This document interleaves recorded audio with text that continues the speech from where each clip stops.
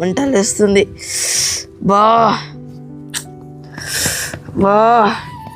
తమ్ముడు ఏమైంది? అట్లా ఏడుస్తున్నావు? ఏమైంది తమ్ముడు? నా తేలు గరిచింది అన్న, మంట కూడా. ఎంతసేపు అయింది తమ్ముడు? 20 నిమిషాలు అయిందన్న. అబ్బా వినోద్ బ్రదర్, చిన్నపిల్ల కానీ తేలు గారు చూసుకోవద్దా మీరు? పిల్లలు తేలు గడిచి చాలా ఇబ్బంది పడతా ఉంటాయి. 20 నిమిషాలు మొబైల్ చూస్తున్నారేంటి? హాస్పిటల్ తీసుకుపోయి తెలియదా? మానవత్వం లేదా? అటు మనిషి ప్రాణం అంటే లెక్క లేదా నీకు? రా తమ్ముడు, నేను హాస్పిటల్ తీసుకెళ్తా. నేను జాగ్రత్త, నిమ్మల. ఏంటి బ్రదర్, నా వైఖరి చూస్తుంటే నీకు చాలా కోపం వస్తుందా? ఎంత కోపమా? మళ్ళీ చెప్తా ఉండదు నీ సంగతి. నా మీద నీకు ఇంత కోపం వస్తే దేవునికి నీ మీద ఇంకెంత కోపం రావాలి? దేవుడికి నా మీద కోపమా? ఎందుకో ఈ డ్రామా ఆడిచిన ఆరోన చెప్తాడు. ఏంటి డ్రామానా? డ్రామానే.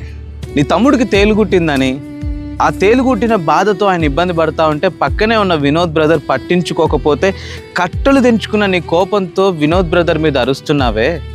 ఇంతకు మించిన ప్రమాదం నీ తల్లిదండ్రులు, నీ అనుకున్న నీ వారు, నీ కుటుంబీకులు, బంధుమిత్రులు, శ్రేయోభిలాషులందరికీ ఉండగా నిర్లక్ష్యంతో ఉన్న నీ మీద దేవుడికి ఎంత కోపం రావాలి? దేవుని రాకడ సంభవిస్తుంది. ఆ దేవుని రాకడ తర్వాత ఉన్న 7 ఏళ్ల శ్రమలు ఎంత ఘోరమో తెలుసా?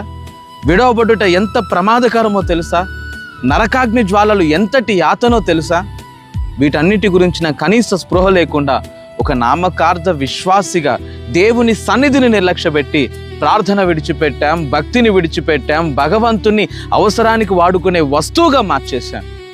ఇంతకాలం మన ఆటలు సాగాయి అంటే ఆయన తన వాగ్దానమును ఆలస్యం చేయువాడు కాదు, కానీ మనం మారాలని దయతో, కృపతో ఎదురు చూశాడు. ఆయన రాకడ ఆసన్నమైంది.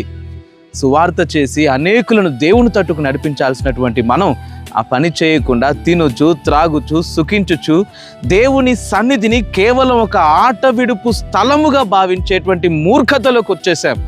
నీ తమ్ముడు తేలుగుట్టిందన్న బాధతో తల్లడిల్లిపోతుంటే తట్టుకోలేకపోయావే, వేదన పడ్డావే. రేపు నువ్వు ప్రేమించే నీ ఇంటి వారందరూ కూడా అగ్ని జ్వాలల్లో ఆహానాదాలు పెడుతుంటే చూసి తట్టుకోనగలవా? దీని అంతటికి గల కారణం నీ అంధత్వమే.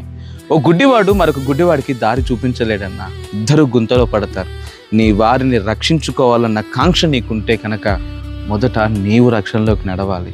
నీవు రక్షించబడిన దినాన నీ ఇంటి వారిని రక్షణలోకి నడిపించబడతాం. ఏం చూసి నీ ఇంటి వారు మారుతారు? నువ్వే నామకార్థ క్రైస్తవుడిగా ఉండుంటే ఈ విషయం నీకు అర్థమయ్యేలాగా చెప్పాలనే మేమంతా కలిసి నాటకం ఆడాం.